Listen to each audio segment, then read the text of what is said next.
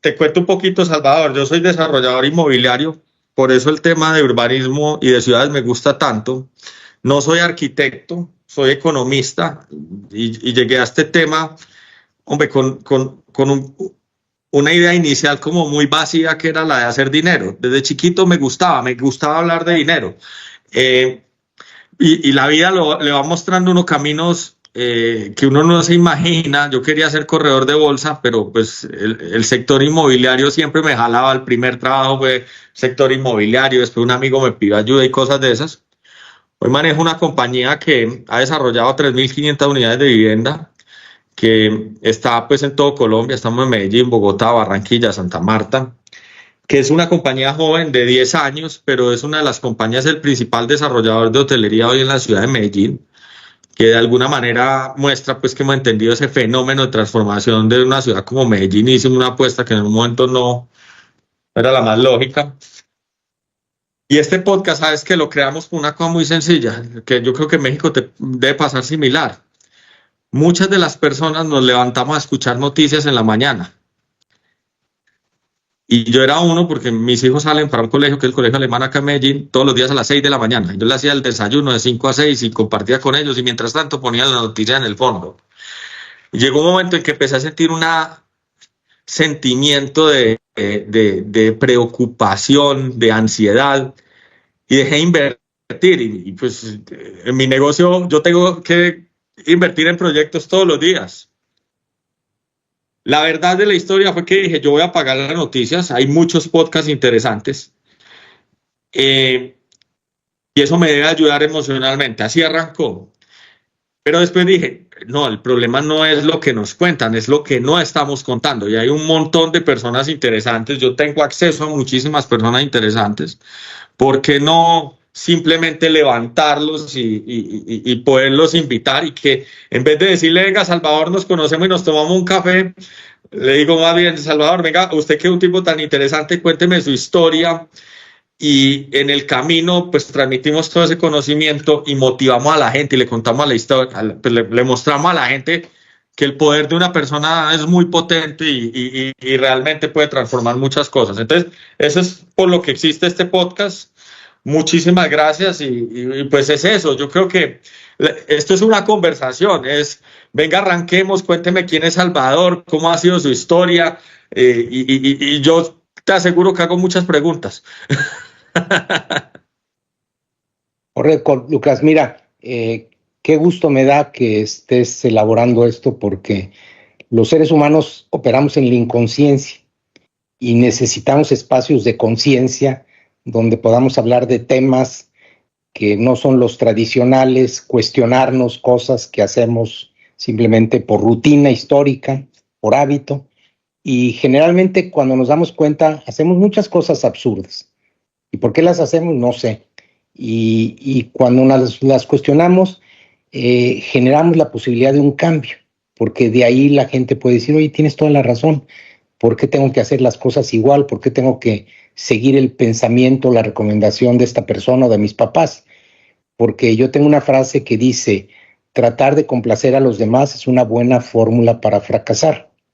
Pero la mayoría de seres humanos pareciera que están tratando de complacer a los demás, y en afán de complacer a los demás, pues terminan sin una vida con propósito, que les dé una guía, una dirección, y pues hoy estamos viviendo sin duda la mayor pandemia de vidas vacías que estamos viendo, que se refleja en alarmantes números de personas con ansiedad, con problemas de depresión, con miedos. Yo llego a muchos foros y le digo a la gente, a ver, ¿quiénes de ustedes se consideran que son preocupones? Te levantan el 90%. ¿Quiénes de ustedes operan con miedos al futuro? Pues la mayoría te levantan la mano. Entonces, cuando esas dos emociones están en tu vida, pues no puedes vivir el momento, disfrutar el hoy, porque estás viviendo en un pasado y en un futuro que no existen, ¿verdad? Lo único que existe es este presente. Entonces, pues fundamentalmente yo he tenido la oportunidad desde orígenes de mi vida de estar cerca de gente que tocó mi vida y que me permitió pues, tener un propósito de vida, un plan de vida a los 23 años y que me permitió posiblemente llegar a donde he llegado porque he decidido no seguir las reglas de los demás, decidido ser una persona diferente y entender que yo no decidí el capitalismo y muchas de las cosas que hoy heredamos, pero sí elijo lo que yo quiero tomar de eso y esto me permite manejar mi vida, mi proyecto de vida y eso es lo único que me diferencia de la mayoría de seres humanos, es que yo sí tengo claridad de rumbo y me levanto cada día con esa claridad y siempre aquí estoy en el escritorio y tengo claridad de que son esas cosas que disfruto en la vida y que quiero y después veo mi agenda y trato de seleccionar las cosas que disfruto y las que no disfruto. Hay unas que las tengo que atender porque no me queda otra, pero trato de delegarlas o trato de para que mi vida tenga un día de 10 y no un día de 7, un día de malas actividades, ¿verdad? Salvador, ¿y qué pasó a los 23? ¿Qué tienes como tan clara la fecha y el propósito? ¿Cuál era como ese propósito? ¿Qué fue lo que pasó ahí? Mira, yo soy un emprendedor desde los 15, 16 años. Tenía emprendimientos. Cuando estaba en la universidad también tuve una fábrica de esferas de artículos de Navidad y tenía una taquería. Y yo era un emprendedor nato que parte posiblemente lo vi en mi familia. Y yo decidí que nunca iba a trabajar para nadie. Estudié ingeniería química. No sé por qué la estudié, pero no me gustó. Pero terminé la carrera. Por cierto, yo estudié mi bachillerato en Colombia, en el Gimnasio Campestre, Ah, no jodas. Eso es en Bogotá. en Bogotá, y cuando termino el bachillerato de Colombia, me vengo a completar mi bachillerato en México, pensando en que tenía yo que estudiar un año más en México, porque es más largo. Y me dijeron, no, tú ya puedes entrar a la universidad, este título de Colombia es válido. Y ahí en 2 semanas tuve que decidir qué estudiar y posiblemente tomé una mala decisión. Pero bueno, terminé esa carrera, les entregué el título a mis papás y decidí no seguir emprendedor. Pero empecé a tener problemas de liquidez, no tenía capital de trabajo para mi fábrica y, y en un accidente de acompañar a un amigo a una entrevista de trabajo, pues yo estando allá afuera de la oficina de esta compañía cervecera, pues se me acercan y para no hacerte el cuento, termino entrevistándome y iniciando a trabajar en esta empresa en áreas de nuevos proyectos de planeación estratégica, nada que ver con la ingeniería química. Y ahí me di cuenta que el liderazgo que se vivía en estas empresas, como en muchas, era un liderazgo de corte jerárquico, que la gente estaba muy inconforme en estos estilos, pero pues ese era lo que había. Y yo le decía a la gente, pues renuncia y toma tus decisiones, y pues la gente no podía porque pues tenía ya el amarre económico, las deudas, los niños, todo esto. Y yo decía, no puede ser que la gente no pueda decidir su proyecto de vida. Y en ese proceso, estando yo en el área de planeación estratégica, que era muy nueva en esas épocas, yo te estoy hablando de los años 73, ya hace muchísimos años, ¿eh? Y en ese momento había que explicar qué era planeación estratégica a los ejecutivos de la cervecería y logramos invitar a George Steiner, que era un gurú de planeación estratégica que estaba en la Universidad de California, a que viniera a entrenar a los directivos y vino a México y yo era quien lo llevaba, era el chofer que lo llevaba al hotel. Y esta persona al final, el último día, le digo, oye, para mí era alguien que lo admiraba, que había tenido oportunidad de leer su libro, y le dije, oye, dame una recomendación, y me dijo, ten cuidado, porque atrás de todo este éxito yo fui un hombre que fracasé porque no estaba haciendo lo que quería. Yo no entendía qué me quería decir, y me llevó un poquito al proceso de planeación estratégica que seguimos para las empresas, cómo no lo seguimos para nuestra vida, las metodologías, y él lo puso inclusive en su libro de planeación estratégica que escribió en esas épocas, en un capítulo, puso un capítulo para ayudarte a hacer un plan de vida. Y él me dijo, mira, mi objetivo en la vida era maximizar las satisfacciones en la vida, y entonces hice la lista de lo que me daba satisfacciones y después cuánto tiempo le dedicaba, y la respuesta fue 0. Literalmente no estaba haciendo lo que me daba satisfacción, pero era muy importante. Y entonces él me dijo, oye, le dije, por darte un ejemplo, él decía, me gusta estar con la gente joven, pero pues estaba con puro ejecutivo adulto. Me gusta el campo, me gusta, pero pues vivía en Manhattan. Entonces le gustaba la meditación y la pintura, pero pues no tenía tiempo para hacerlo. Y entonces él en ese momento decidió que podía seguir siendo exitoso o renunciar a todo eso, y eso lo llevó a tomar una decisión de irse a la Universidad de California de profesor, comprarse un chalet o una casita con vista al mar y ser feliz, pero no ser exitoso ante los ojos de la gente, ¿verdad? Y ahí decidí yo seguir un poquito esta metodología, que después terminé escribiéndola yo años después, ya hace 15 años, en un libro que se llama Tu vida, tu mejor negocio, que es una metodología para hacer un plan de vida, que decidí escribir porque no hay metodologías para hacer un plan de vida, de negocios, todo lo que quieras, de mercadotecnia, todo, de finanzas, todo. Y la realidad es que la metodología es demasiado simple, pero no la hacemos porque no. Las únicas consecuencias de fallarle a tu vida es contigo mismo. Si tú fallas en el trabajo, en la escuela, pues hay consecuencias, repruebas o te corren del trabajo. ¿Y en tu vida qué? Y la mayoría de personas, cuando yo les digo en foros, oye, ¿quién tiene un plan de vida y lo sigue y lo tiene escrito? Y pues nadie. Entonces, ¿qué pasa cuando tú diriges tu vida y no está claro el camino en un mundo con tantos cambios y tanta información diaria? Pues generalmente te genera un estrés, una ansiedad, porque sientes que tu vida no tiene propósito. Y por otro lado, muchas de las creencias que hoy tenemos, que son erróneas totalmente, es de que el éxito es el que acumule más ceros en la chequera o el que tenga más satisfactores. Entonces estamos con este juego de monopolio, saber quién tiene más propiedades, y también quiero que el otro tenga menos, ¿verdad? Porque jugamos un poco al elemento de la envidia.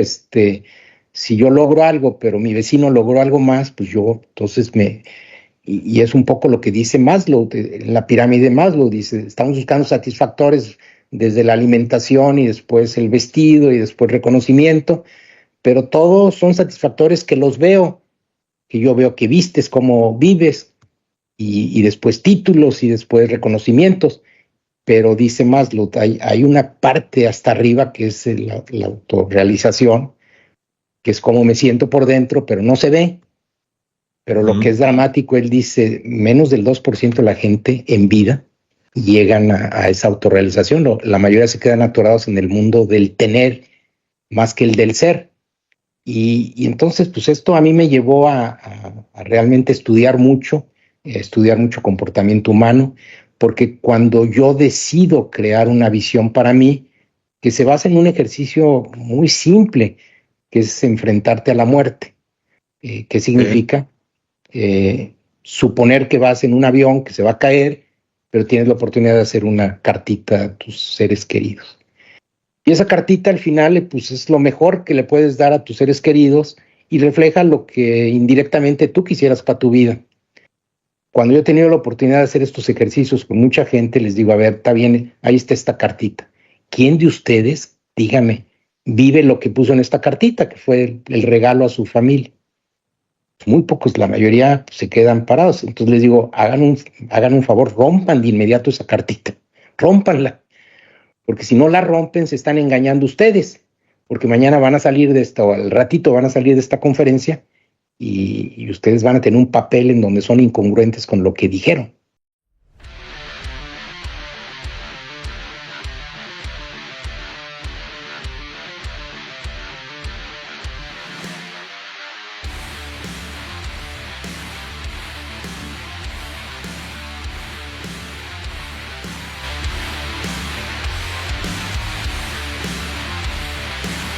Salvador, muchísimas gracias, hombre, por el espacio.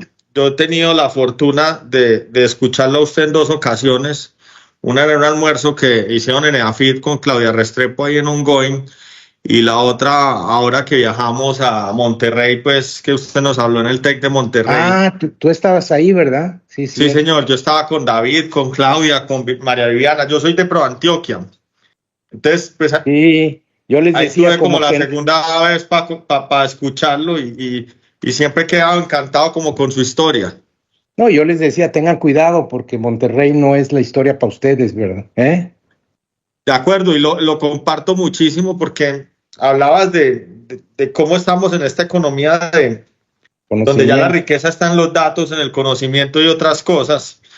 Y uno muchas veces cree que el éxito está en copiar el éxito de los otros, y muchas veces el éxito está en crear su propia historia. Entonces, ¿y sabes qué? Una falla que traen estos planeadores es que dicen, si estoy en agricultura, súbete a la siguiente. Yo creo que no. Si estás aquí, te puedes subir hasta arriba. Te cuento un poquito, Salvador. Yo soy desarrollador inmobiliario, por eso el tema de urbanismo y de ciudades me gusta tanto. No soy arquitecto, soy economista, y llegué a este tema, hombre, con una idea inicial como muy vacía, que era la de hacer dinero. Desde chiquito me gustaba hablar de dinero. Y la vida le va mostrando unos caminos que uno no se imagina. Yo quería ser corredor de bolsa, pero pues el sector inmobiliario siempre me jalaba. El primer trabajo fue sector inmobiliario, después un amigo me pidió ayuda y cosas de esas. Hoy manejo una compañía que ha desarrollado 3.500 unidades de vivienda, que está pues en todo Colombia. Estamos en Medellín, Bogotá, Barranquilla, Santa Marta, que es una compañía joven de 10 años, pero es una de las compañías, el principal desarrollador de hotelería hoy en la ciudad de Medellín, que de alguna manera muestra pues que hemos entendido ese fenómeno de transformación de una ciudad como Medellín. Hicimos una apuesta que en un momento no era la más lógica. Y este podcast, sabes que lo creamos por una cosa muy sencilla, que yo creo que en México te debe pasar similar. Muchas de las personas nos levantamos a escuchar noticias en la mañana. Y yo era uno, porque mis hijos salen para un colegio, que es el colegio alemán acá en Medellín, todos los días a las 6 de la mañana. Yo le hacía el desayuno de 5 a 6 y compartía con ellos, y mientras tanto ponía la noticia en el fondo. Y llegó un momento en que empecé a sentir un sentimiento de preocupación, de ansiedad, y dejé invertir. Y pues en mi negocio yo tengo que invertir en proyectos todos los días. La verdad de la historia fue que dije, yo voy a apagar las noticias, hay muchos podcasts interesantes, y eso me debe ayudar emocionalmente. Así arrancó. Pero después dije, no, el problema no es lo que nos cuentan, es lo que no estamos contando. Y hay un montón de personas interesantes, yo tengo acceso a muchísimas personas interesantes. ¿Por qué no simplemente levantarlos y poderlos invitar? Y que en vez de decirle, venga, Salvador, nos conocemos y nos tomamos un café, le digo más bien, Salvador, venga, usted que es un tipo tan interesante, cuénteme su historia. Y en el camino, pues transmitimos todo ese conocimiento y motivamos a la gente y le contamos la historia, pues, le mostramos a la gente que el poder de una persona es muy potente y realmente puede transformar muchas cosas. Entonces, eso es por lo que existe este podcast. Muchísimas gracias y pues es eso. Yo creo que esto es una conversación, venga, arranquemos, cuénteme quién es Salvador, cómo ha sido su historia, y yo te aseguro que hago muchas preguntas. Correcto, Lucas. Mira, qué gusto me da que estés elaborando esto porque los seres humanos operamos en la inconsciencia y necesitamos espacios de conciencia donde podamos hablar de temas que no son los tradicionales, cuestionarnos cosas que hacemos simplemente por rutina histórica, por hábito, y generalmente cuando nos damos cuenta hacemos muchas cosas absurdas. ¿Y por qué las hacemos? No sé. Y cuando las cuestionamos, generamos la posibilidad de un cambio, porque de ahí la gente puede decir, oye, tienes toda la razón, ¿por qué tengo que hacer las cosas igual? ¿Por qué tengo que seguir el pensamiento, la recomendación de esta persona o de mis papás? Porque yo tengo una frase que dice, tratar de complacer a los demás es una buena fórmula para fracasar.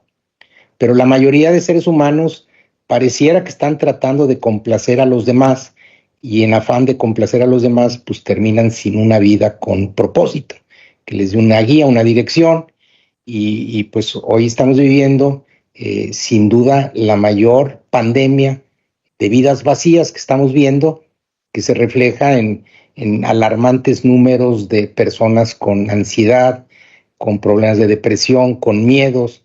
Yo llego a muchos foros y le digo a la gente, a ver, ¿quiénes de ustedes se consideran que son preocupones? Te levantan el 90%. ¿Quiénes de ustedes operan con miedos al futuro? Pues la mayoría te levantan la mano.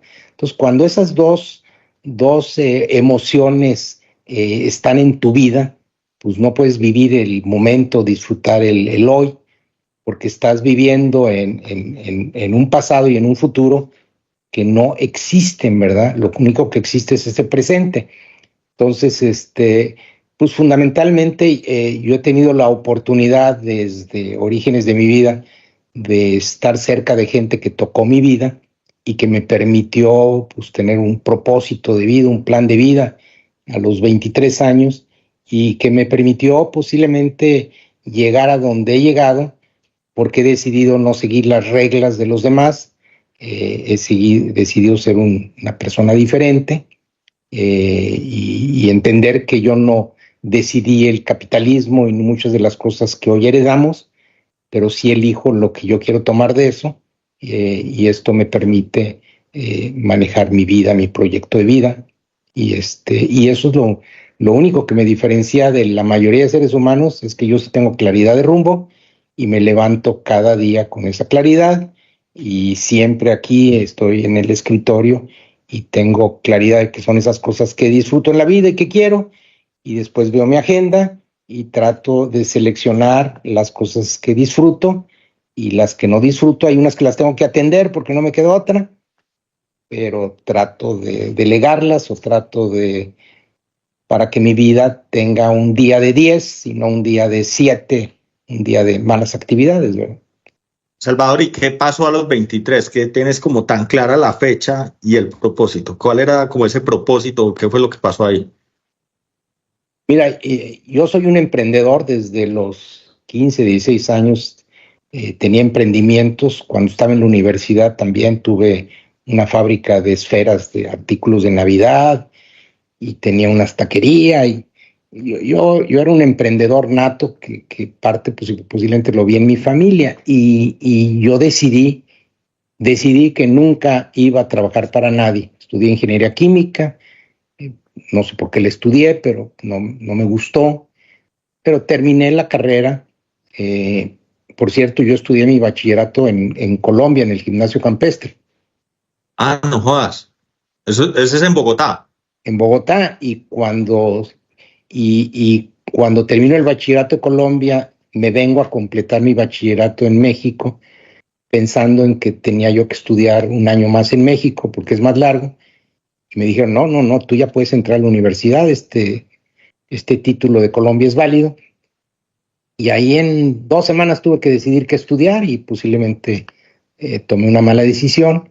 Pero bueno, terminé esa carrera, les entregué el título a mis papás y decidí no seguir emprendedor. Pero empecé a tener problemas de liquidez, no tenía capital de trabajo para mi fábrica y en un accidente de acompañar a un amigo a una entrevista de trabajo, pues yo estando ahí afuera de la oficina de esta compañía cervecera, pues se me acercan y para no hacerte el cuento, termino entrevistándome y iniciando a trabajar en esta empresa en áreas de nuevos proyectos de planeación estratégica, nada que ver con la ingeniería química.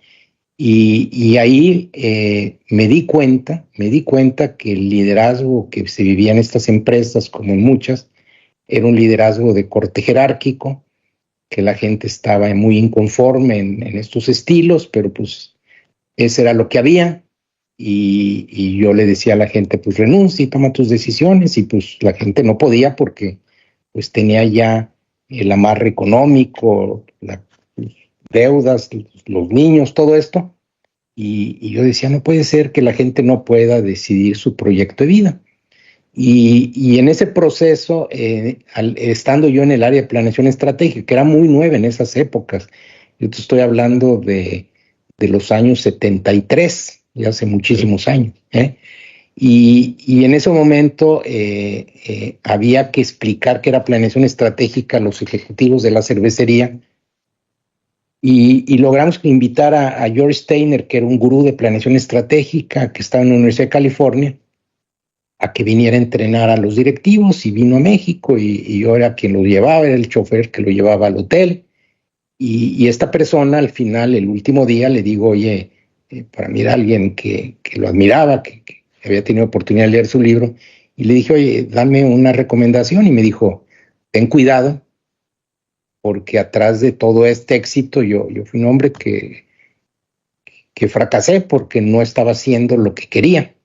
Yo no entendía qué me quería decir, y me llevó un poquito al proceso de planeación estratégica que seguimos para las empresas, cómo no lo seguimos para nuestra vida, las metodologías, y él lo puso inclusive en su libro de planeación estratégica que escribió en esas épocas, en un capítulo, puso un capítulo para ayudarte a hacer un plan de vida. Y él me dijo, mira,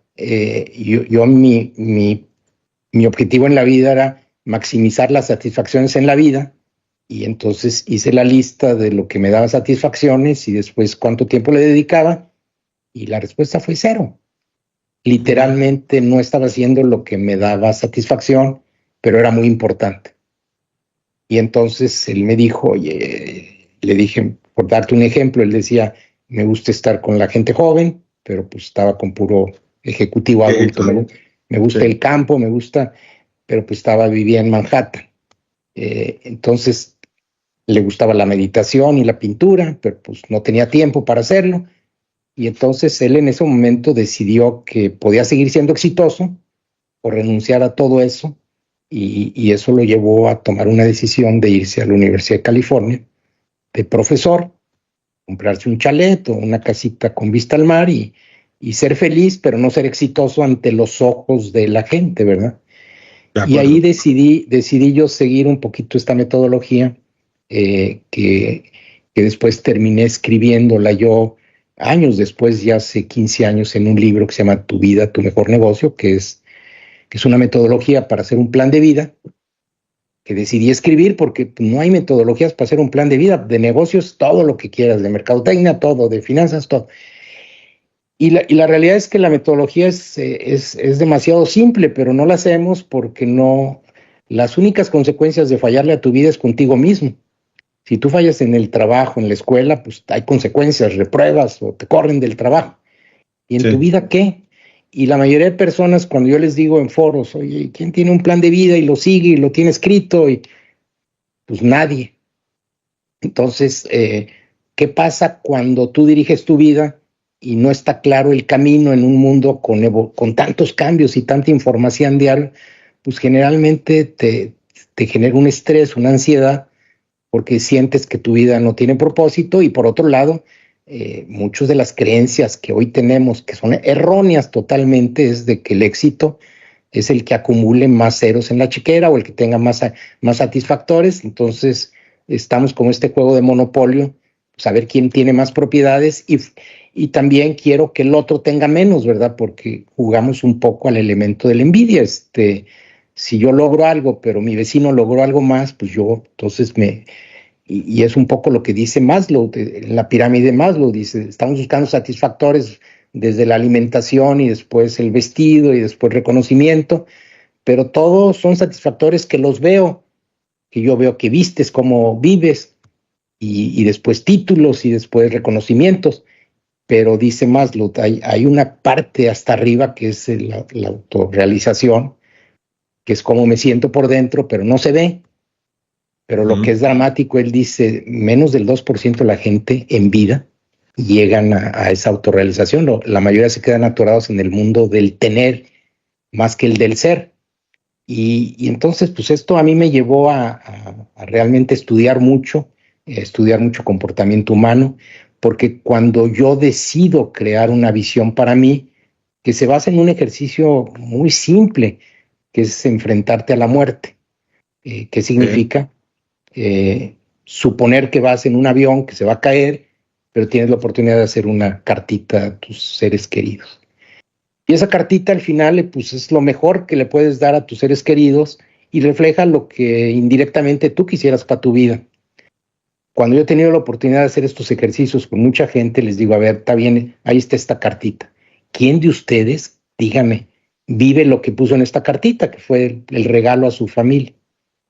Muy pocos, la mayoría se quedan parados. Entonces les digo, hagan un favor, rompan de inmediato esa cartita, rómpanla, porque si no la rompen se están engañando ustedes, porque mañana van a salir de esta, o al ratito van a salir de esta conferencia y ustedes van a tener un papel en donde son incongruentes con lo que dijeron. O sea que la metodología arranca por ahí, o sea, cuando dices vamos a encontrar propósito de vida, uno arrancas con el ejercicio simple de la carta pues, del avión y la invitación con eso es, si uno escribe pues, lo que escribe ahí o lo que piensa que desearía hacer, uno entraría a hacer eso. Es como sí, lo que... a ver, exacto, la carta pues es una carta larga en mi caso, pero esa carta empiezas a subrayar, a ver cuáles son las palabras fundamentales que pone. Que por cierto, nunca me ha tocado una carta que digan, sigan juntando para el coche, nada que tenga que ver con aspectos de corte material, cuando a eso es a lo que le dedicamos la vida. Pero te hago una pregunta ahí, porque ahora que decías, o sea, yo juego Monopolio en la vida real, pero ya no lo veo ni por el dinero, sino, y puede que suene como hasta tan bien vacío, pero quiero hacer proyectos que le sumen a la ciudad, quiero enseñarle a la gente cómo lo he hecho, cómo lograr libertad financiera. ¿Eso ahí ya hace parte de un propósito o eso todavía sigue siendo como el tercer piso de la pirámide en Maslow, donde todavía lo único que quiero es reconocimiento? A ver, el tema fundamental es que hay cosas, cada ser humano tiene cosas que te apasionan, que te hacen vibrar, que te hacen levantarte. Y posiblemente muchas de estas cosas que te hacen suceder eso, a lo mejor no van a ser las cosas con las que vas a resolver tu tema económico. A veces empatan, como en tu caso, pues sí empatan. Sí. Pero cuando no empatan, yo le digo a la gente que le encantan las artes, la música, está bien, haz tu propósito, pero a lo mejor pues crea un pequeño negocio para que pueda pagar tu pasión. Y el negocio es un medio, no es el fin. Claro, lo que pasa, no, ya entendí, lo que me enreda a mí es que mi pasión desde siempre ha sido cómo emprender, cómo montar negocios, o sea, entonces me queda más fácil que a la gran mayoría. El tema, sí, pero a ver, yo también, Lucas, yo también era un emprendedor, pero cuando hice mi plan de vida, sí, me di cuenta que lo hacía sin ningún fin. Pues sí, me gustaba y era muy alabado, pero me causaba también mucho estrés porque mi calidad de vida era terrible. Y me di cuenta al final que mi plan de vida, que salió de esta cartita, era, fíjate, aquí lo tengo hasta escrito. Escribes la carta y después pones, subrayas las palabras importantes y después creas una frase que refleja la esencia de lo que quieres tú en tu vida, que no eres. Es un poco como decir, es mi montaña la que quiero ir, no estoy ahí. Yeah. Y yo puse crear un mundo mejor a través de servir y amar a los demás, disfrutando cada momento del día con optimismo. Entonces, ahí declaré que yo quería ser un líder al servicio de los demás, no un líder jerárquico, que era lo que veía yo en el trabajo. Que venía, sí. Entonces, yo me preparé durante los siguientes 20 años para ser un líder al servicio de los demás, para crear organizaciones empoderadas donde ponían al cliente como la razón de ser y los líderes fundamentalmente para desarrollar más líderes. Y todo esto que lo tomé de los mejores pensadores terminó haciendo que las empresas donde yo llegaba, subí muy rápido a la escala de director general y en donde yo intervenía, pues se generaban cambios dramáticos en satisfacción de trabajo de la gente, pero sobre todo en utilidades y crecimiento. Porque cuando tienes organizaciones bien enfocadas con una misión, con la gente, con sentido del cliente, con sentido de dueños, pues los resultados son enormes y son tocas la cultura, cambias la forma de organización. Entonces yo aprendí esto y entonces desde los 30 años que tuve la oportunidad ya de dirigir una unidad de negocio, apliqué todo esto y pues los resultados son extraordinarios. Entonces, por otro lado, yo no era optimista, era pesimista. Mi vida traía una carga negativa. Entonces, yo me tuve que preparar. El humano, por característica y por naturaleza, siempre está ante la amenaza con carga negativa. El miedo al león, el ataque. Yo me tuve que programar para ser un ser positivo. Y hablábamos al arrancar la plática, es que tú dices muchas veces, yo ya no veo noticias porque me llenan de carga negativa. Bueno, yo decidí no leer noticias, nada, porque si no hay noticias negativas, no vendes. Entonces yo me programé y hice muchos ejercicios para que mi día esté lleno de pura energía positiva y de posibilidades, y los problemas los veo como desafíos, pero todo este fue un entrenamiento porque yo no era optimista. Y por otro lado, yo tenía una conducta de miedos al futuro, pero también preocupaciones, y me llenaba de esto, y decidí, no, a ver, yo tengo que aprender a disfrutar el momento, lo único que tengo es el momento. Aprendí a quitarme estas dos conductas y con mucho trabajo y energía, y aprender a dar gracias todos los días, dar gracias de que estoy vivo, evaluar mi día y concentrarme en hacer las cosas que me dan mayor satisfacción de mi vida, y evalúo todos los días la calificación de mi día y es decir, cosas que nadie hace, pero yo las decidí a partir de una frase que es un liderazgo al servicio, vivir con optimismo y vivir fundamentalmente en formas diferentes, ¿verdad? Ahí tenemos algo en común, que es la visión del optimismo. Me descresta es la juventud con que llegaste a esa frase tan profunda. Pues es que no es tan fácil llegar a eso. Pues yo estoy seguro que muchas de las personas que van a escuchar esto van a decir, vení, ¿yo cómo hago eso? Pues cómo encuentro, a partir de una carta, cómo va a llegar a algo tan profundo. O, por ejemplo, hoy, cuando uno coge las redes sociales que nos están dividiendo en todo sentido, que nos llevan como unos mensajes que nos ponen en conflicto en la sociedad o nos dividen, ¿cómo me lleno de optimismo? O sea, pues yo no sé cómo hiciste toda esa introspección, cómo hiciste todo esa... ¿Cómo aprendiste eso? Eso es uno cómo agarra herramientas para tomar esa posición sobre la vida. A ver, lo que pasa es que, Lucas, es muy fácil. Eso no te lo enseñaron en la ingeniería. No. A ver, lo que pasa es que tienes que seguir una metodología, pero la metodología, te digo, yo la puse en este libro que pueden encontrar en Kindle, y también que se llama Tu vida, tu mejor negocio. Es una metodología que en realidad en 40 hojas está, pero es muy simple. Arranca con definir una misión. Imagínate, inclusive, trata de pensar en tu propia empresa. Y esto te lo pongo en reto en tu empresa. Si tú ahorita agarras a 10 personas que trabajan en tu empresa y les preguntas, ¿cuál es la visión? ¿Cómo se llama tu empresa? Trazos urbanos. Ok. ¿Cuál es la visión de Trazos Urbanos? ¿Cuál es la visión? Que te la pongan en un papel a 10 gentes de distinto nivel. Sí. ¿Vas a encontrar la misma respuesta de todos? Creo que sí, porque hemos sido muy claros con ellos. Y te cuento un poquito. En algún momento hicimos como varios ejercicios. ¿Cuál es la visión? ¿Cuál es la visión? Vamos a ganar. Es así de simple. Sí, pero es demasiado etérea.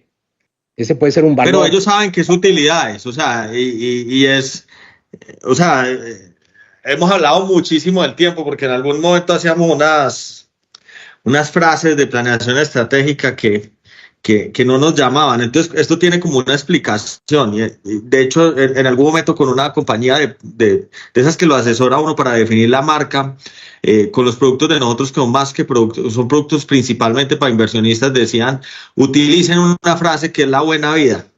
Y como que usted compra un inmueble y genera rentas y obtiene la buena vida. Y en los mismos equipos de trabajo nadie estaba convencido con esto, y decían, no, es que esa no es la historia de la empresa, esa no es la historia del fundador, esa no es la historia de ninguno de los que están trabajando acá. Acá no llegó ningún heredero, aquí no hay nadie que haya arrancado como afortunado y lleno de plata. Acá todos hemos molido y trabajado y ha significado un montón de horas de estudio, de riesgos, de todo. Y al final lo que decían era, acabemos con esa frase que la buena vida solo le llega al que gana. Y entonces de ahí salió Sí, pero a como el ver, tema. O sea, sí, pero a ver, Lucas, déjame retar a ti y a tu audiencia.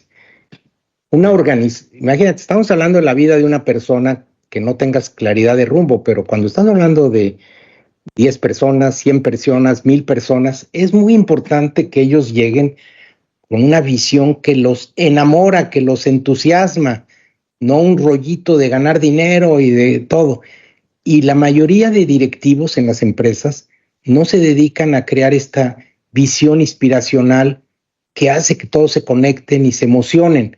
Una cosa son los valores y las conductas, y déjame ponerte unos ejemplos para aterrizar. Y algo, por ejemplo, que hoy las dos empresas más valiosas en Latinoamérica, una de ellas es fundada por un colombiano, Nubank, sí, ¿correcto? David Vélez. Y esa empresa vale 60,000 millones de dólares, más que posiblemente las 5 o 10 empresas más importantes de Colombia. Sí, que ahí la de uno es una cosa diminuta. Okay. Pero tú dirías, ¿en qué negocio está Nubank? No, pues, o sea, sé que es un banco y que tiene unas cuentas de ahorro que son muy económicas, pero pues el negocio te diría, si te tengo que responder, te diría el negocio bancario, pero no sé. Correcto, ese es el error. Ellos no están en ese negocio. Ellos están en el negocio de empoderar a las personas. Empoderar a las personas para que tengan una mejor vida. Y los servicios financieros que les dan es para que puedan tener mejores ahorros, mejor manejo de su dinero y no haya un abuso como hay en el sistema tradicional. Empoderan a las personas para que tengan una mejor vida. Pero te hago una pregunta ahí que es para entender y es, cuando uno va y yo le pregunto a David Vélez, ¿cuál es la misión de su compañía? Él me dice eso así. ¿Está bien? Pero es cierto. A ver, No, lo pregunto es por lo siguiente, porque yo te digo, cuando yo te digo vamos a ganar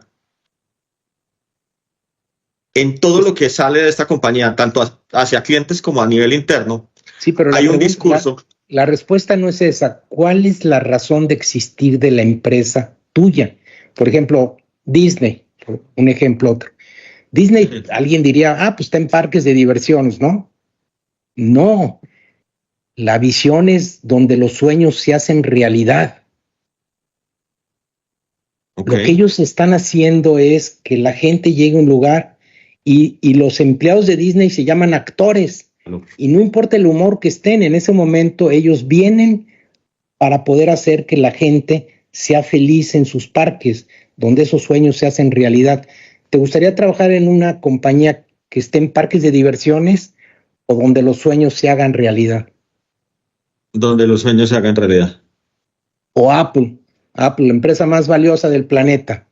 Tú me dirías, ¿en qué negocio están? Pues computadoras, celulares. No. Apple está en el negocio de reta el statu quo. Think different, piensa diferente. ¿Te gustaría trabajar en una empresa que reta el statu quo? Todo el mundo estamos esperando los siguientes 3 meses. ¿Cuál va a ser el nuevo?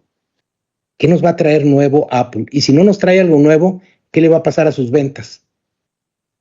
Te hago una pregunta. Sí. En algún momento terminan liderando Pepsi para América Latina, creo. No sé si México, no tengo claro. Sí, correcto. Y llegas pues al nivel más alto y tienes un cargo de liderazgo. Por ejemplo, en una compañía Pepsi, que te digo hacen gaseosas, ¿cómo llegaste o cuál era el negocio? A ver, el negocio sin duda era alimentos y bebidas, ¿ok? No, de acuerdo, pero ¿cómo lo vendías o cómo unías a todo el equipo para poder llegar pues y alinearlos en una visión? Por ejemplo, concretamente Latinoamérica. Sí. Ser la compañía favorita del consumidor en productos y bebidas. Ya es todo. Entonces, lo primero que hacía... más inteligente que uno. A ver, lo primero que ponías es al consumidor como el jefe, como la razón de ser el cliente. Sí. Y no ponías ser mejor ni ser líder, porque nosotros no queríamos ser mejor, porque ser mejor pues era compararnos contra otro. Ser único, correr una carrera diferente. Y eso nos implica innovar. Y nosotros queríamos, y obviamente donde nosotros no podíamos competir porque ya había un líder que había llegado antes, Coca-Cola, pues ese juego no lo hagas, juega otro juego. ¿Lo vuelves a repetir, por favor? Ser la La frase que me compañía, acabas de decir de Pepsi. ser la compañía favorita del consumidor en alimentos y bebidas. Y había forma de medirlo. Claro, claro. A ver, lo primero que empiezas a decir, ¿quién va a decidir cómo vamos a hacer precios? Pues en función al valor percibido. Todo lo que nosotros hacíamos era crear valor. ¿Qué hace una compañía? Ponemos Apple. Apple nos ha ido bajando el precio del celular o subiendo. Subiendo. ¿Y qué hace? Te da más valor y estás dispuesto a pagar los $200 más. Sí, de Bueno, acuerdo. esa siempre fue mi filosofía ante los equipos. Nosotros creamos valor. Si no podemos crear valor y no hay margen, en esos productos no podemos estar nosotros. Vamos a cancelarlos. Nosotros estamos para crear valor y si hay valor, hay margen y si hay margen, pues hay un círculo virtuoso. Pero ¿Y cuál era como el producto de mayor valor para entender? Porque, pues, o sea, cuando me hablas del negocio de las bebidas gaseosas, inmediatamente lo tomo casi como un commodity. O sea, yo entiendo que las bebidas gaseosas pues tienen sabores distintos, algunas serán dietéticas, otras no, lo que sea, pero bueno, yo no soy muy consumidor Pero a ver, pero qué bueno que lo comentas. Por ejemplo, lo que nosotros hacíamos era medir el valor percibido en opinión del cliente. ¿Qué significa? Sí. Oye, aquí está una bolsita de snacks, Margarita. Y le haces una pregunta a clientes. Oye, ¿qué precio crees que debía ser el precio de este producto en la tienda? Entonces vamos a pensar que la gente te dice 10 pesos, 20 pesos, lo que sea. Entonces tú tienes que cuidar que si te dice 20 pesos, es lo que él cree que ese es el precio que debía estar. Entonces tú tienes que vender 20 para abajo. Sí. Y si no vendes 20 para abajo o no das utilidades, entonces la pregunta es cómo creas valor. Deja ponerte ejemplos tan simples. Yo dirigí una compañía galletera de PepsiCo en Monterrey, que yo vivo en Monterrey, por eso me vine acá, una empresa que compramos. Y en una ocasión vendíamos los paquetitos de galletas, de 6 galletas a $1, y nos quitaron los subsidios que el gobierno daba a las harinas de trigo y teníamos que subir precios. Y subir precio a 1.20, sabíamos que se iba a caer la venta porque el consumidor percibía que el producto valía $1, era para $1 y 1.20 era una moneda difícil. Sí. Y alguien encontró a través de estas pruebas la misma metodología que poniéndole 8 galletas se veía el paquete más grande y como ya no había referencia, el cliente decía, pues me gusta para unos 50 ese. Entonces cambiamos todo el paquete a unos 50 por 8 galletas y en realidad fue un aumento de precio. Sí. Pero el consumidor vio un aumento con un mayor valor y no distinguió y terminamos mejorando no solamente el aumento de precios, sino el margen de ganancia del negocio. Porque, ¿qué es lo mismo que estamos hablando? Apple lo que está haciendo es innovando, es una máquina de innovación. Y llegamos cuando sale el nuevo teléfono y siempre nos encontramos que son $100, $200 más y evaluamos qué me dio. Y si en esa evaluación qué me dio no encuentro suficiente para pagar esos 200, pues no me la llevo y las ventas de esa empresa se colapsan y el valor de la empresa se colapsa. Entonces son máquinas que retan el statu quo, pero no nos están dando el mismo producto de hace 10, 15 años cuando sacaron el primero. ¿Cuántas empresas, y revisa las empresas que tenemos en nuestros países, los productos que nos siguen dando son los mismos de hace 3, 4, 5 años? ¿Por qué? Pues porque dominan el mercado, están ganando dinero. Entonces, cuando llegan compañías como Nubank, pues Nubank está llegando a poner en aprietos. Nubank vale más que el BBVA a nivel global. Y hace 10 años no existía. ¿Por qué? Porque se puso del lado del cliente y los clientes depositan su dinero, la mayoría tienen el dinero que no les da ni un peso de interés, y él a depósitos pequeños les da una buena tasa de interés y la gente dijo, yo quiero con ellos.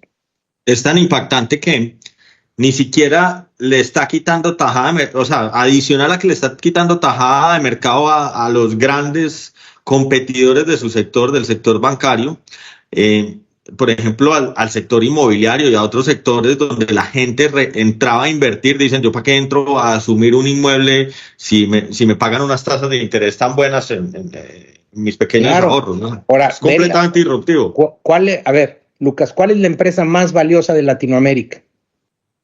No hay sé, una arriba. Señor. ¿Hay Mercado Libre. Mercado Libre. A ver, Mercado Libre vale 107,000 millones de dólares. 107,000 y Nubank vale 57,000 millones de dólares. Sí, las dos empresas más valiosas de nuestro territorio de Latinoamérica fueron creadas hace menos de 10 años por dos jóvenes. Sí. ¿Y sabes qué? ¿Sabes cuál es el capital que tienen estas compañías que valen 100 o 50? 3,4,000 millones de dólares. Es decir, el valor de los intangibles es lo más valioso de una empresa. Sí, que va en contra de todo lo que, pues, que uno aprende, pues eso no se lo... Uno cree que hay que ir mirar a las cosas tangibles para valorar una empresa y aquí es todo lo contrario. Es que hoy lo que vale es tu compromiso a una misión que le está dando un valor a los clientes, por los cuales los clientes dicen, yo quiero estar con esta compañía, y el caso de Apple. El capital de Apple es 60,000 millones de dólares y vale 3.3 trillones. Vale 60 veces. Imagínate tus proyectos inmobiliarios. Exacto. Imagínate que lo que tú tienes de capital en tus proyectos inmobiliarios valiera 60 veces más en creación de valor. De acuerdo. No, y a nosotros nos pasaba algo parecido en la empresa. Nosotros en Colombia no existen tantos proyectos de propiedad única o de modelos que generen renta y cosas por el estilo. Y nosotros, la empresa lleva 10 años. Los primeros 10 años perdimos, los primeros 5 años perdimos plata o pasábamos raspado. Yo no soy ingeniero, entonces pues no sé qué mide una varilla, no sé las especificaciones de un ladrillo, no sé esos temas, pero tenía un perfil financiero y en algún momento dije, vamos a dejar de vender metros cuadrados, vamos a hablar de inversión en propiedad raíz y vamos a hablar de flujo de caja y vamos a explicar las tendencias de los mercados, vamos a hablar por qué el turismo es potente en Colombia, qué está pasando con los fenómenos culturales del reggaetón, y empezamos a armar un cuento y a investigar. Casi que me meto en proyectos por lo que está pasando en las ciudades, no por la norma del lote u otra cosa. Pues sigo haciendo mi negocio de desarrollo inmobiliario.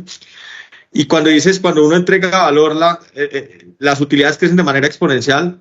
En una ciudad como Medellín, cuando la ciudad lo más costoso valía 8 millones, yo tenía 5 proyectos inmobiliarios que arrancaban en 17 millones y terminaban en 26 millones de pesos. O sea, cualquier comparación con cualquier otro metro cuadrado de la ciudad era absurda, no había forma de hacer una comparación lógica, y era que la gente encontraba valor y me compraba los proyectos de manera completamente acelerada, y ahí sí entendí pues qué significaba valor. Y cuando tienes un proyecto que es único, que nadie ofrece, que resuelve una necesidad, pues vas a tener lista de espera de la gente, ¿verdad? De acuerdo, la gente peleaba por comprar el proyecto, tenía las rotaciones más altas, era increíble, en plena pandemia vendiendo turismo y la gente me compraba turismo cuando todos los hoteles estaban cerrados. Sí. Y eso es lo que pasa, cuando tú ofreces algo que nadie ofrece.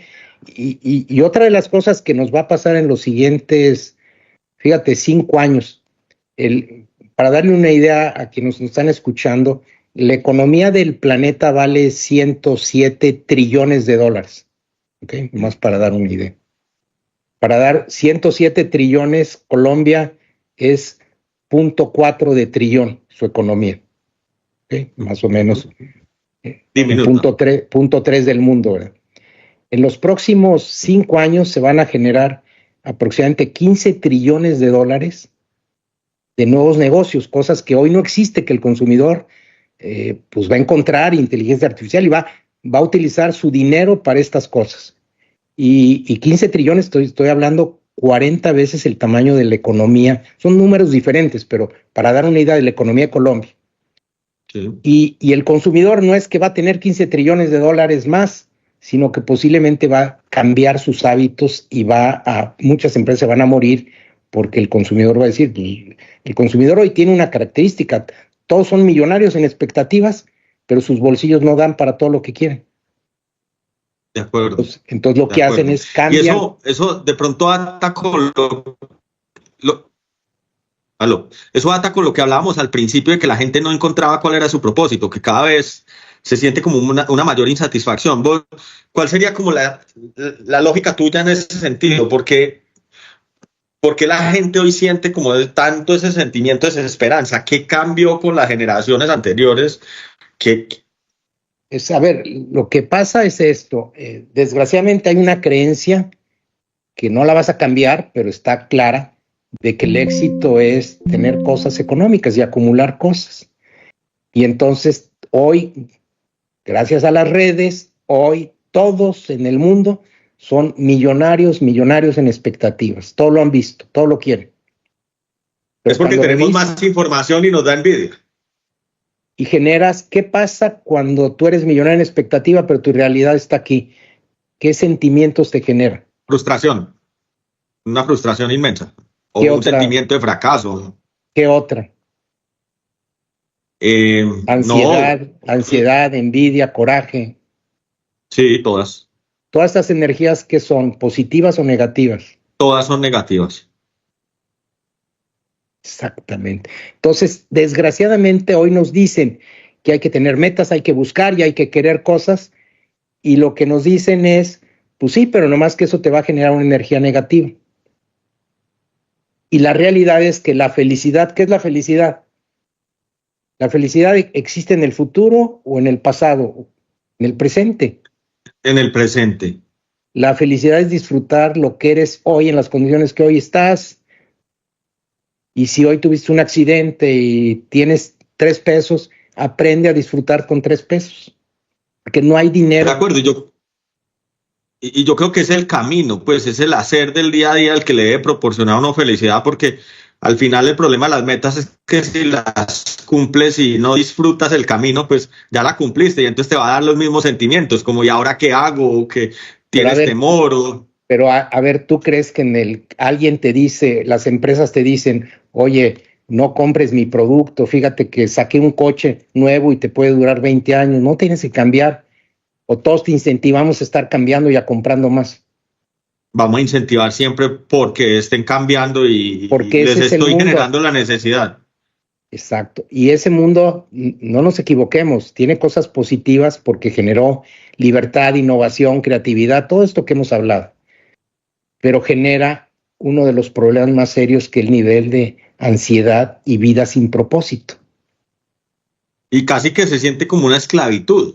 Pues yo me imagino que hay un porcentaje altísimo de la población que entra en esa espiral donde las cuentas hay que pagarlas y al final deben tener ese sentimiento de que están intercambiando tiempo por necesidades y que no los hace para nada felices. A ver, Lucas, no nos hagamos. Hace 150 años Estados Unidos, que hoy es la potencia más grande, ¿cómo tratabas a las personas? Tenía la esclavitud permitida. Sí. Porque no había máquinas, acuérdate, antes de la revolución industrial, pues, ¿cómo hacíamos los trabajos? ¿A través de qué? De las personas. Y la libertad, yo diría que el invento más importante de los últimos 200 años es la libertad. Y la libertad ha generado esta innovación, creatividad, pero en contraparte, tienes libertad, pero tienes una esclavitud en formas de trabajo en mucha gente. Sí, de acuerdo. Es decir, hay estudios, por ejemplo, de las condiciones laborales. La OSD hace un estudio de las condiciones de vida-trabajo. las clasifica del 0 al 10. ¿Cuáles crees que son los 2 países peor calificados de los países de la OECD, que son los mejores? China está ahí metido. No, la OECD no. Los peores calificados son Colombia y México. Pucha. Calificaciones de 0.4, ni llega a 1. De acuerdo. Eso ahí significa que muy baja remuneración y mucho tiempo de trabajo. Mucho tiempo de trabajo, jornadas de... Hemos creado ciudades, hemos creado ciudades horizontales en donde la gente requiere muchas horas para transportarse a su trabajo. Permisos para vacaciones, permisos para las mujeres. Entonces, hoy tenemos trabajos, pero no están cerca de ser los más dignos para la vida de la gente, ni en ingresos ni en condiciones.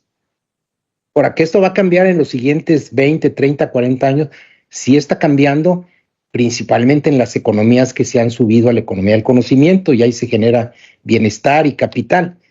Pero lo que está pasando... Sí, que quisiera que me explicaras eso un poco, porque yo te he escuchado, pero la audiencia no.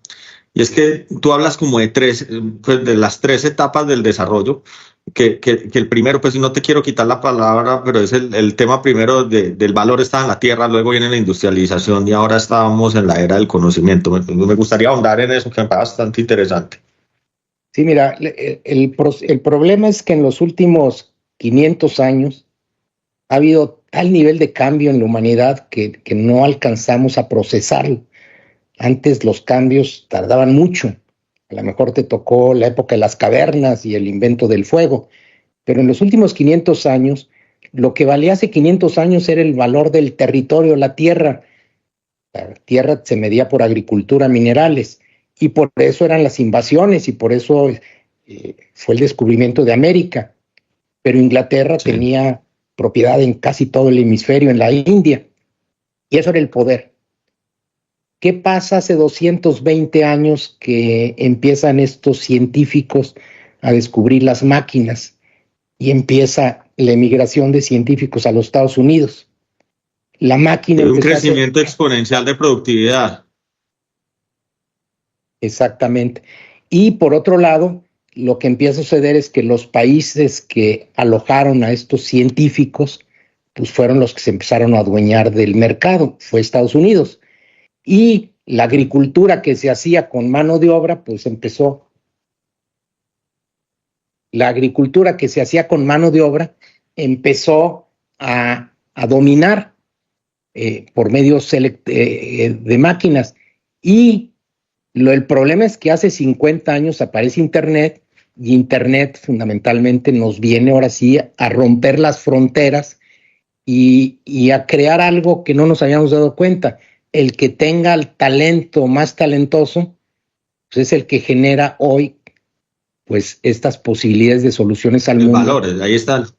Ahí está el valor. Entonces, los países que tienen ciudades que albergan buena calidad de vida, universidades para atraer el mejor talento, y después los incuban ahí sus negocios, pues son las sociedades que se están llevando pues la economía y el capital, al grado de que hoy hay 27 países, principalmente de la OECD, que tienen solamente el 13% de la población, 1 billón de personas, pero ahí está el 55% de la riqueza del planeta, y en promedio tienen $49,000 de ingreso medio promedio sus habitantes.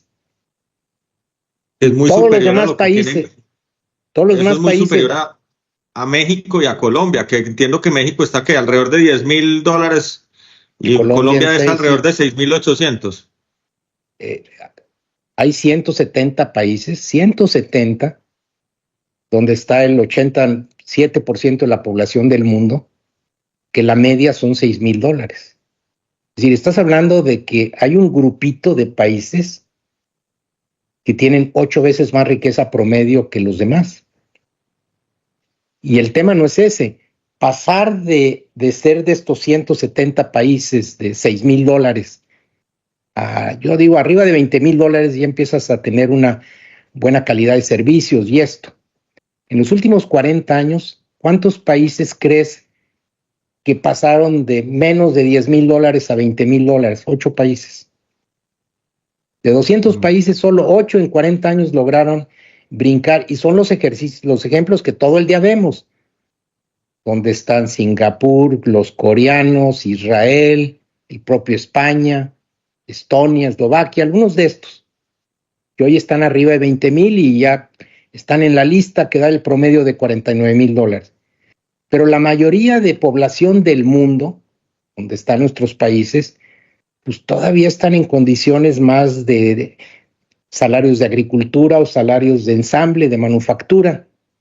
Y las condiciones todavía de manejo político y de ciudades no están reconociendo que es el emprendimiento, el talento y las ciudades, los tres componentes que, si están bien organizados, pues hacen esta locura. Y el mejor ejemplo lo tenemos en China.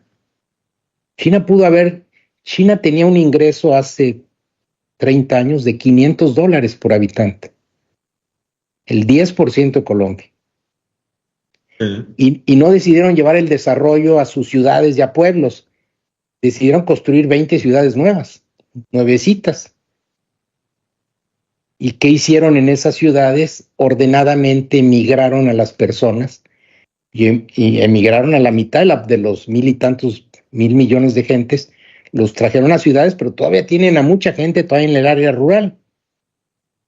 Y los ingresos de los que están en el área de las ciudades, con un mercado laboral distinto y con buena educación, se mandaron a educar más de 1 millón de gentes al extranjero, que los veíamos por todos lados, y apostaron en la educación, a la tecnología, y hoy pues no son la primera potencia, pero la distancia que tienen contra Estados Unidos ya es pequeña. Pues muy pequeña, sí. Y hace 30 años su economía en tamaño era más chica que México. Entonces, ¿a qué le apostaron? A ciudades inteligentes donde integras pobres y ricos, compartes el espacio.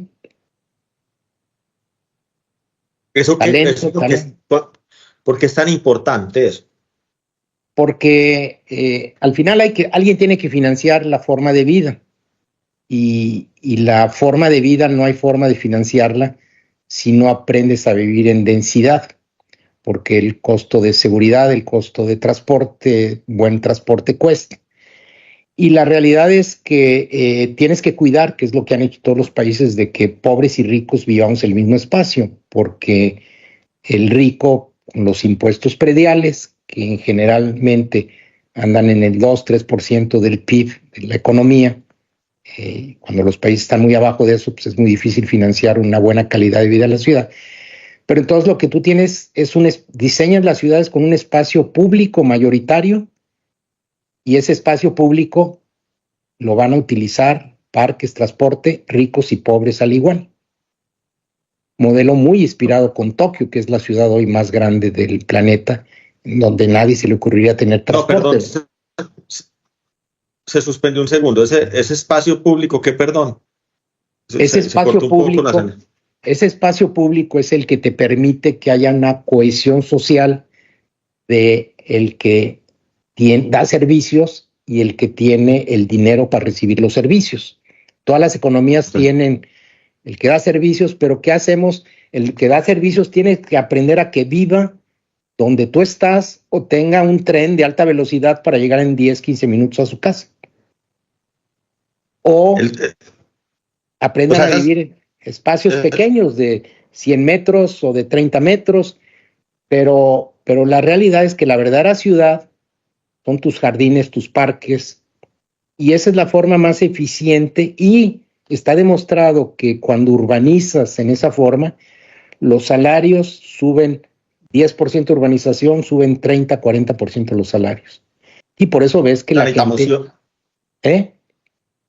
Necesitamos ciudades grandes, densas, con muy buen espacio público, con y que ahí viva también, y que ahí tengamos espacios modestos, con menos metros cuadrados, pero que ahí viva la gente y no tenga que desplazarse largas jornadas, porque el costo de la movilidad y el tiempo vale muchísimo dinero. Pero entonces tengo una pregunta, porque hoy pues el país número 1 es Estados Unidos. Estados Unidos es el desastre mayor. Exactamente, a eso El peor ejemplo. Tiene unos suburbios horribles donde... ¿Cómo lo logran? A ver, Estados Unidos es muy rico, y ellos le apostaron, en mi percepción erróneamente, al auto. Ellos pudieron haberle apostado al tren el siglo pasado, pero como tenían mucho territorio, le apostaron al auto. ¿Y su dinero en qué lo gastan? En freeways. Y además se consumen casi la mitad de la gasolina del planeta, contaminan por habitante, son los mayores contaminadores. Sí. Y por eso pues no quieren estar en las reuniones para bajar los niveles de contaminación del planeta. Estados Unidos no tiene solución. ¿Por qué no tiene solución? Porque los americanos ya se acostumbraron a esa forma de vida, y lo que decimos, una vez que te acostumbras a una forma de vida, cambiar es muy difícil, porque al final el político es un reflejo de su sociedad y el político te dice lo que quieres oír. Entonces, cuando tú hoy ves Asia hoy la mitad de la economía está en Asia. América Latina y Estados Unidos es 30% de la economía y 20% Europa. Pero no nos dimos cuenta que en 20 años ya el dominio económico está en Asia. Y gran parte de este dominio fue, y mucho inspirado en Japón, Singapur, todos estos países que no tenían tierra, crearon estas ciudades verticales más eficientes, y hoy pues están siendo las formas nuevas de vivir, más eficientes, y están entendiendo que el talento es fundamentalmente el motor de una economía.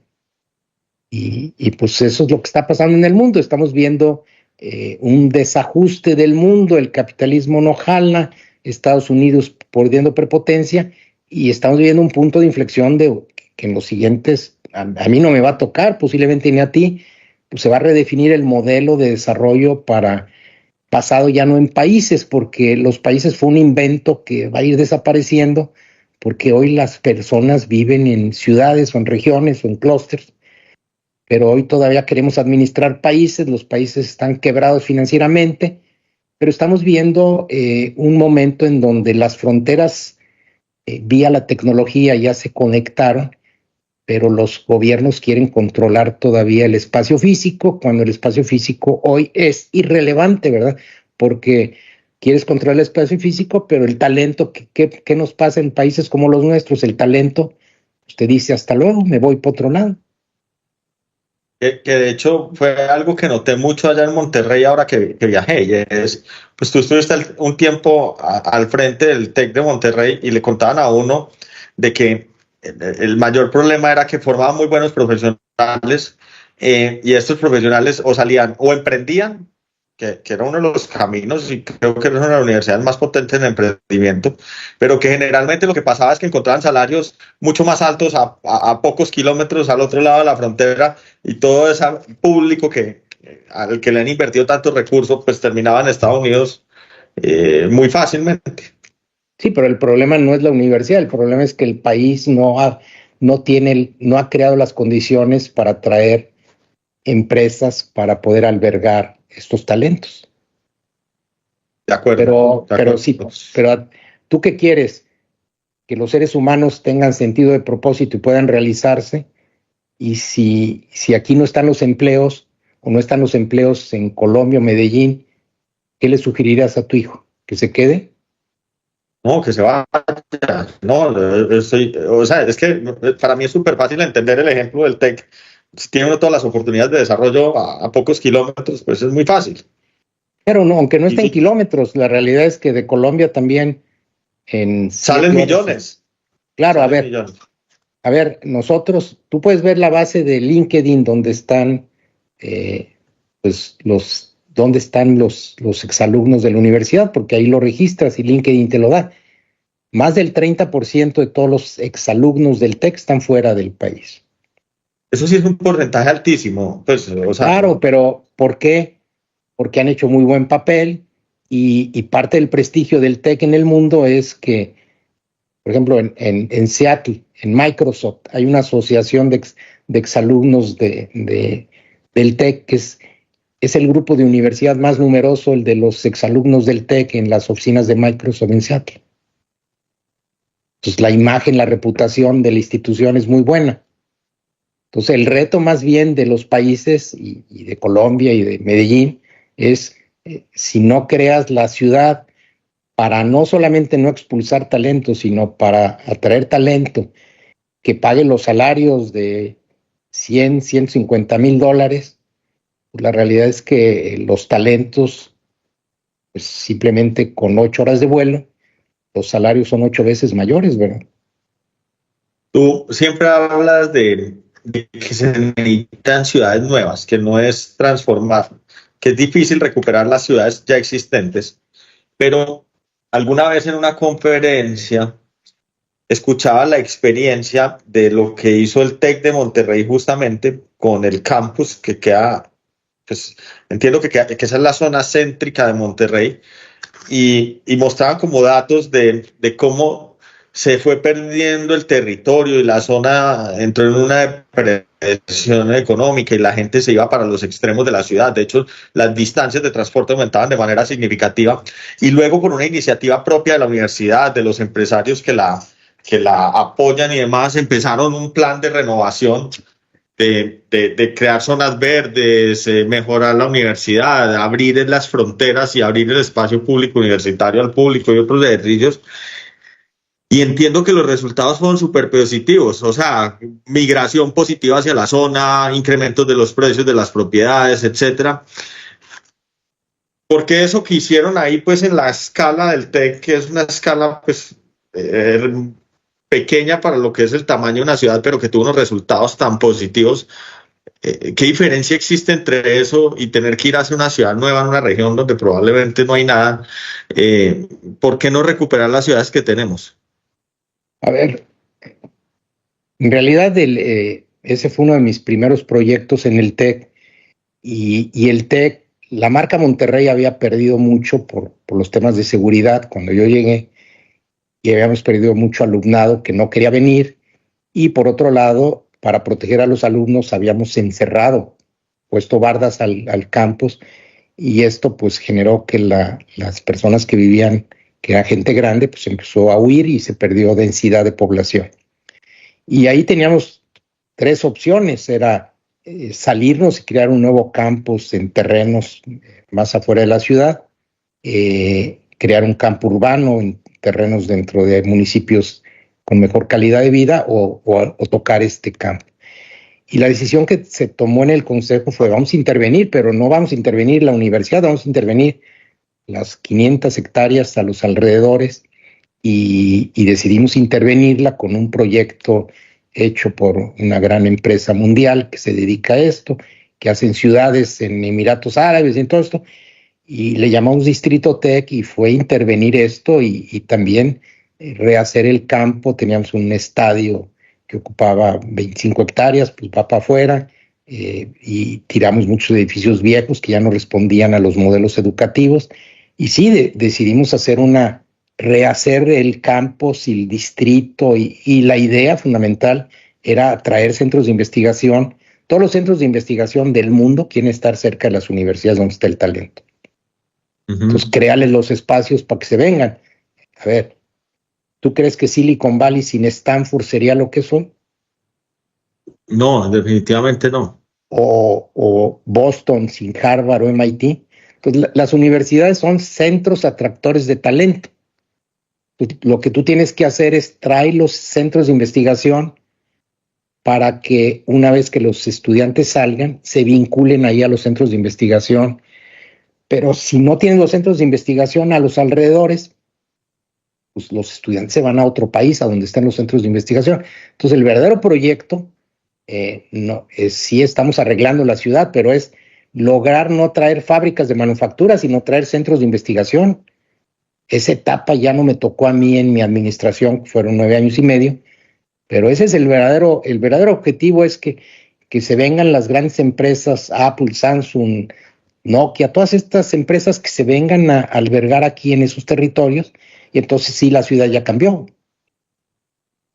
De acuerdo. Entonces, lo que te quiero decir es que en lugares como Medellín, para que tú logres que se vengan a los grandes fortunas, los grandes emprendedores, los grandes capitales, que quieren calidad de vida, quieren disfrutar la vida, pues sí puedes crear lo que hoy haces, espacios y edificios y lugares, y vienen 100, 200, 500 gentes.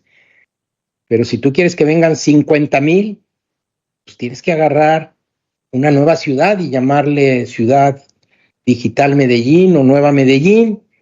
Y la realidad es que lo haces con un pensamiento y le pones un tren para conectar. Pero lo más probable es que cuando lo hagas con un pensamiento, con una organización global, va a haber lista de espera por querer llegar allá, porque una de las características que tienen nuestras economías es que tienes gente muy amable, tienes gente cálida, tienes buen clima, tienes naturaleza. Tenemos muchas de las características, lo que nos falta es que tengas el lugar correcto para vivir, para que y las conexiones y los centros hospitalarios. Y cuando tú tienes eso, pues generas magia. Pero el tema es que todo el mundo ya se dio cuenta de esto. Entonces, en el planeta, pues hay un ranking de ciudades y todas las ciudades quisieran estar en las ciudades atractoras de talento. Entonces, hoy ves rankings y en el caso de Latinoamérica, pues pocas de nuestras ciudades empiezan a sobresalir para atraer talento.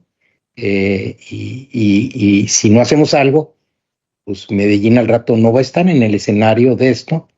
Todavía Medellín, Bogotá, podemos crear también, va a haber mucho retirado que está buscando calidad de vida a precio razonable. Entonces, ciudades como Cartagena pueden hacer, es decir, cada ciudad requiere encontrar una vocación. Sin duda ustedes tienen la parte creativa de Medellín, entonces tienen que crear un lugar donde se corra la voz de que es un lugar muy bonito y nuevos desarrollos, pero tiene que ser un proyecto integral, no puede ser un proyecto de un inversionista, tiene que ser un proyecto de una comunidad global, y tienen que utilizar un predio de 1,000, 2,000 hectáreas que esté cerca de aeropuertos, y es un proyecto de transformación. ¿No? Oye, que no es fácil, no es fácil, pero si no, pues las ciudades en 2, 3, 4, 5 años pues, empezarán a ir perdiendo lugares en los rankings de emprendimiento del mundo, y el buen talento pues encontrará que ese no es el lugar para vivir. O lo que hacemos es, como no planeamos nuevas ciudades, los pocos espacios se vuelven muy caros. De acuerdo, que es uno de los grandes problemas hoy. Hoy veo uno, yo no sé cómo sea la situación en México, pero veo muchos países uno con déficit habitacionales gigantescos, y cada vez es más difícil cumplir el sueño de tener una vivienda propia. Creo que ese fenómeno va a ayudar a las ciudades que son relativamente económicas y que den ciertas garantías de vivir. Y pero Lucas, hay también un problema. la gente puede vivir en 30 metros cuadrados, en 40. Lo que pasa es que venimos de la cosa de yo no quiero 3 habitaciones, quiero esto. Y la realidad es que hoy lo que requieres es calidad de vida, y la calidad de vida es el parque de abajo, la escuela de buena calidad, no la escuela que no tiene buenos maestros porque está alejada. De acuerdo, 100%. Tú ves los espacios en donde viven los asiáticos. Yo cuando los visito allá me doy cuenta que todas las habitaciones, la cama resortea y la cama la regresan en la noche a la pared y bajo un escritorio, y ellos me dicen, ¿y ustedes no hacen eso? No, pero ¿qué hacen en el día con el espacio? Pues ahí se queda la cama. Uh-huh. Son hábitos que traemos, porque como el espacio no nos cuesta porque es lejano, pues entonces tenemos mucho espacio, pero una calidad de ciudades y de vida terriblemente mala. Tú ponte a pensar en todos los que trabajan en el servicios, en hotelería, restaurantes, que tienen trabajos de 5 o 6 días. ¿Tú crees que no prefieren, aunque tengan un espacio de 10 metros cuadrados, poderse quedar cerquita del trabajo y ya el fin de semana se van a su casa? Nadie se le ha ocurrido hacer espacios de 10, 15 metros que los puedan rentar, que tomen un pequeño pedazo de su salario. Simplemente ellos no pueden vivir ahí.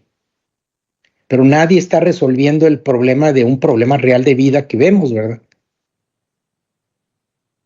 A mí me decía Enrique Peñalosa, que estuvo en este podcast, me decía, Lucas, La desigualdad más grande en las ciudades no viene del espacio de trabajo. Ahí la gran mayoría de nosotros estamos muy parecidos, en condiciones muy similares. Realmente viene la desigualdad en el tiempo en que usted pasa en el transporte, y la segunda en el espacio público que disfruta. Entonces, cuando hay grandes diferencias, particularmente está, por ejemplo, en que los ricos tienen acceso al club campestre o a la finca, y el resto de la población no tiene acceso a espacios públicos, porque ciudades como Medellín, Bogotá, son ciudades con muy poco espacio público por habitante, y que le faltan unas condiciones. Y lo segundo, que es un problema que tenemos en común tanto México como Colombia, es el tiempo promedio en el transporte público que tiene pues que es gigantesco, es mucho tiempo, representa un porcentaje importantísimo del PIB, y no tenemos los sistemas de transporte o la peatonalidad o la forma en que estructuramos las ciudades, no tiene la mixtura que me pasó un poco en Monterrey. Monterrey ahora que fui, pues yo he ido 2 veces en mi vida a Monterrey, es una ciudad muy gringa en el sentido de la dependencia del vehículo. Entonces, pues pasamos en carro 2 horas al día, pues era lejano todo. Es un desastre. Imitar Estados Unidos es una buena garantía de fracaso. Pero bueno, pero mira, los países ricos son aquellos donde el pobre no aspira a tener un carro, sino donde el rico anda en transporte público. 100% de acuerdo. ¿Estás optimista sobre los países latinoamericanos? ¿O estás preocupado? Pues no sé, ahora hay como todo este fenómeno global político y la división de ejes, y eso cómo nos deja parados a nosotros los latinoamericanos. Primero, yo ya no quiero hablar de países, quiero hablar de ciudades. De ciudades, perfecto. Yo creo que Latinoamérica tiene la posibilidad de rescatar 10 ciudades y que sean ciudades que nos sintamos orgullosos. Y te pongo un buen ejemplo. Por ejemplo, dentro de las 10 ciudades que más emprendimiento están jalando en el mundo, pues están Buenos Aires. Ok. Argentina como país es un desastre, tratando de arreglarlo. Pero Buenos Aires sientes un ambiente diferente. Bueno, Mercado Libre se está desarrollando desde Argentina. En México, ¿cuál es la que más jala? ¿O la que le ves futuro? Porque yo te he visto crítico con Monterrey. Ciudad de México, es Ciudad de México. Es Ciudad de México. Porque Ciudad de México, al no tener posibilidad de crecer, pues es la ciudad que tiene $27,000 de ingreso per cápita, y cuando la caminas, pues ya ves mucha gente extranjera viniendo a vivir, porque tiene densidad. Entonces, sí. Ciudad de México, Monterrey y Guadalajara pueden ser esas ciudades si no las metemos a manufactura. Pero si las llenamos de manufactura, pues se van a la calidad de vida pues va a perderse mucho. Sí, entonces, que yo te he escuchado muy crítico sobre la manufactura. Y muchas de las... De hecho, viajamos a Monterrey a copiar el fenómeno, a ver qué era el nearshoring, a ver cómo copiábamos eso. Era un poco como... No, a ver, nadie duda que la manufactura es importante y hay que crear ciudades de manufactura, pero hay ciudades que ya merecen pasar a otro nivel. Y yo creo que ciudades como Medellín, afortunadamente, el estar lejos de los mercados de consumo, ni se molesten en querer estar en manufactura, porque pues, no compiten con la cercanía de nosotros. Sí compiten con el costo de mano de obra, pero súbanse a la economía del conocimiento. De acuerdo, de acuerdo. Ahora, es un discurso diferente, requiere otras herramientas, sí, pero es un buen reto, porque lo que yo te digo es, ve de Latinoamérica, está sin duda Buenos Aires, Santiago de Chile también es un foco de emprendimiento, San Paulo, sin duda San Paulo está generando Venezuela nada. Ustedes, pues prácticamente Bogotá tiene posibilidades, tiene un tema de tráfico. Sí. Pero Bogotá es una ciudad con posibilidades. Sin duda Medellín me parece que es la que puede reinventarse más rápido, sobre todo porque ustedes tienen una cultura de trabajo en equipo, colaborativo, tienen una magia. Yo creo que Medellín puede ser una gran sorpresa. Esa es mi percepción de fuera. En las costas ustedes pueden atacar también el mercado de retirados, va a ser muy grande, de playa.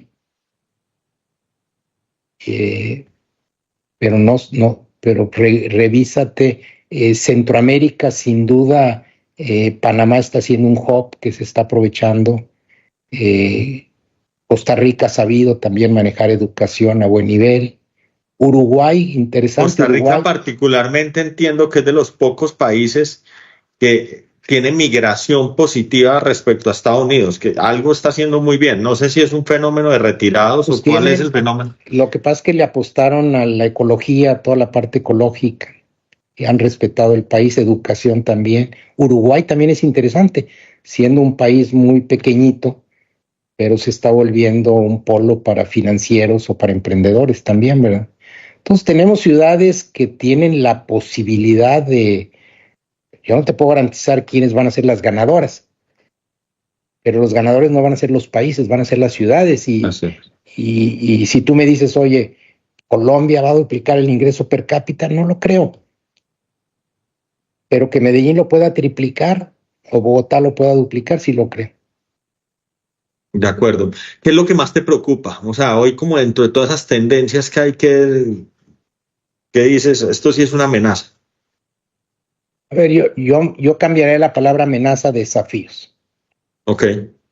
Yo creo que hoy el modelo de capitalismo que nos generó mucha innovación, mucha creatividad, mucho emprendimiento, pues está generando también una brecha social muy grande y está generando este sentimiento de necesito y de una pandemia de vida sin propósito en la gente.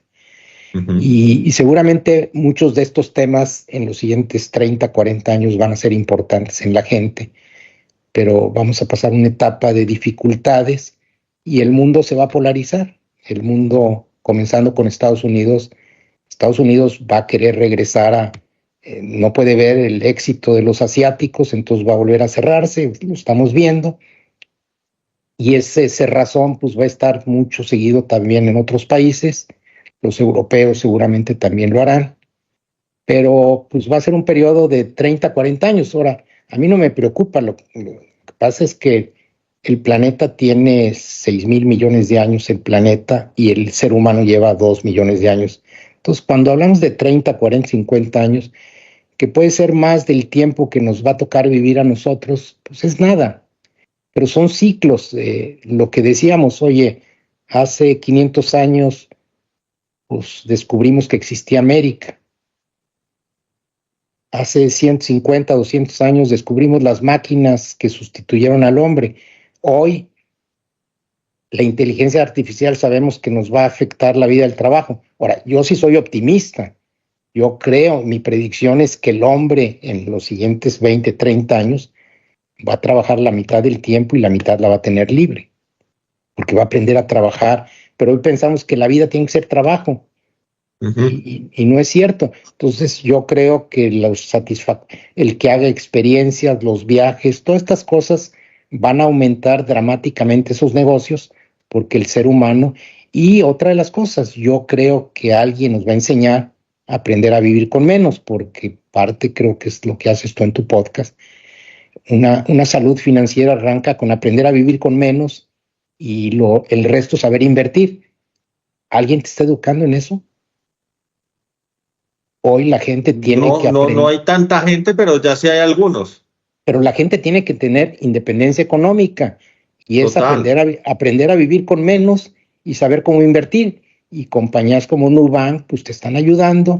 Y yo creo que el engaño del capitalismo de consume, endeúdate y pues ese no sé cuántos años, pero poco a poco se irá debilitando y tendremos una sociedad más humana, una sociedad más enfocada en el ser que el tener, pero hoy esta sociedad está desesperada por el tener, y posiblemente no es el modelo. Hoy ves, fíjate, tengo una gráfica que por cierto aquí la tengo, que habla del estado de la nación de Estados Unidos. Países que Estados Unidos supera a todos, en economía 98% y en años de educación 86%. Pero la mayoría está negativo Estados Unidos. Depresión de jóvenes 1%, es decir, 99% de países mejor que Estados Unidos. Emisión de gases contaminantes, 99% están mejor. Confianza de gobierno, 94%. Depresión y ansiedad, 11%, dicho, 89% están mejor que Estados Unidos. Suicidios, 16 Estados Unidos, 84% de la sociedad está mejor. Pobreza, 25%, 75% está con menos pobreza que Estados Unidos, a pesar de él. Entonces, Estados Unidos tiene indicadores de tamaño, riqueza, pero en los indicadores suaves de su economía está muy débil. Confianza en su sistema, mortalidad de niños, asesinatos, pobreza. Es decir, es un país enfermo. Es un país enfermo completamente, sí. Viéndolo desde los datos, así es. Salvador, me da pena quitarte más tiempo. Muy valioso el espacio, muy agradecido. Con Claudia que hizo el contacto también. Cada vez que te escucho quedo impactado y te quería felicitar por todo lo que has hecho y agradecerte el espacio. No, pues gracias, Lucas, al esfuerzo que estás haciendo tú por tener una sociedad con mayor conciencia y que le dé un sentido de propósito a tu vida. Y si estos espacios ayudan en eso, pues bienvenido, ¿verdad? Muchas gracias. Cuando estés en Medellín me avisas. Claro. Si tengo la fortuna de volver a Monterrey, te escribo. Gracias.